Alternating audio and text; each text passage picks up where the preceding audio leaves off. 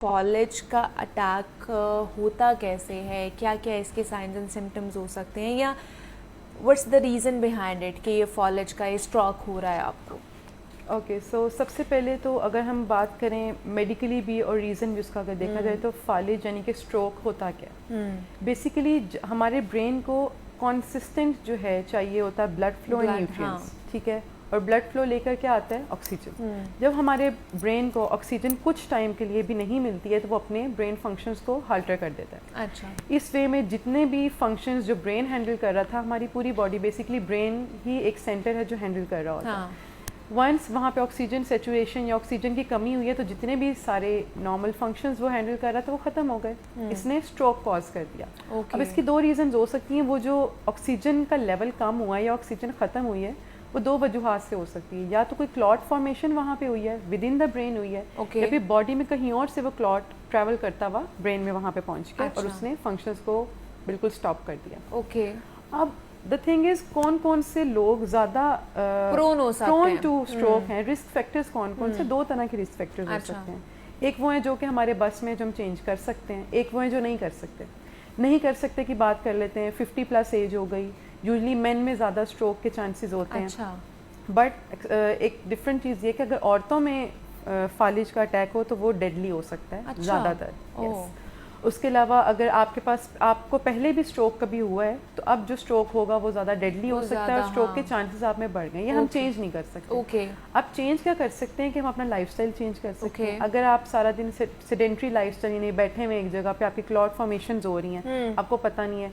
Secondly आप smoker हैं, smokers का ये बहुत ज़्यादा इशू होता है। डायबिटिक्स का होता है। हाइपरटेंसिव पेशेंट वो होता है जिसका ब्लड प्रेशर ज़्यादा हो। अब वो हम बात करेंगे जी क्योंकि जो इस तरह के पेशेंट्स होते हैं ना, स्मोकर्स होते हैं, शुगर की बीमारियां हो गई, ब्लड प्रेशर की, उनके वेस्कुलर स्ट्रक्चर डैमेज होता है। अच्छा। या जब वेस्कुलर स्ट्रक्चर डैमेज होता है इट मीन्स उसमें कोलेस्ट्रॉल डेपोजिशन ज़्यादा हो रही है। जो वेसल की एक नॉर्मल रेंज होती है या ल्यूमन होता है, यानी कि उसके अंदर की आप कह लें कि वाइड कितनी विड्थ है, वो ख़राब हुई। अगेन ब्लड फ्लो कम हुआ, दिमाग को ब्लड फ्लो नहीं गया, ऑक्सीजन और न्यूट्रिएंट्स नहीं गए, सो दिस ऑल वो स्ट्रोक हो जाता है। बिल्कुल स्ट्रोक होता है। अब स्ट्रोक की हम देखते हैं कि किस तरह पता चलेगा, जिससे आपने पूछा स्ट्रोक के उसके साइंस एंड सिम्टम्स क्या हो सकते हैं। बिल्कुल, क्योंकि यूजुअली पेशेंट्स को या हमें भी घर में पता नहीं चलता ये पेशेंट को क्या हो रहा है, हमें समझ नहीं आई, हम 1-2 घंटे वैसे ही गुजार देते हैं।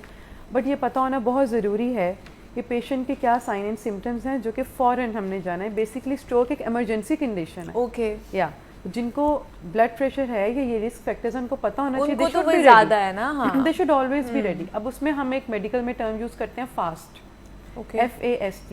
ये एक निमोनिक है, इससे आम लोगों को भी याद रहेगा। F का मतलब है फेस ड्रॉपिंग। फेस और आई आपका एक साइड से आपको लेगा, फेशियल एक्सप्रेशंस जा रहे हैं, ड्रॉप कर रहा है, वन साइन।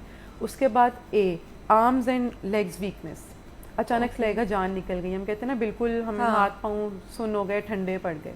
उसके बाद S पे आ जाता है स्पीच पैथोलॉजीज, यानी कि वो बंदा बोल नहीं सकेगा, बता नहीं पाएगा कि मेरे साथ क्या हो रहा है। He will be in a confusion state. ठीक है। और अगर वो उस टाइम खाना खा रहा है उसको टेस्ट आना बंद हो जाएगा, या वो स्वॉलो नहीं कर सकेगा, उसके गले में हलक में लुकमा अटक जाएगा। उसके बाद आता है T, just rush to the hospital. Time नहीं है आपके पास, विद इन 3 आवर्स अगर आप इमरजेंसी में पहुंच गए हैं, आपने मेडिकल हेल्प सीख कर लिया, आपका स्ट्रोक जितना डैमेज हो गया है उसको फर्दर होने से बचाया जा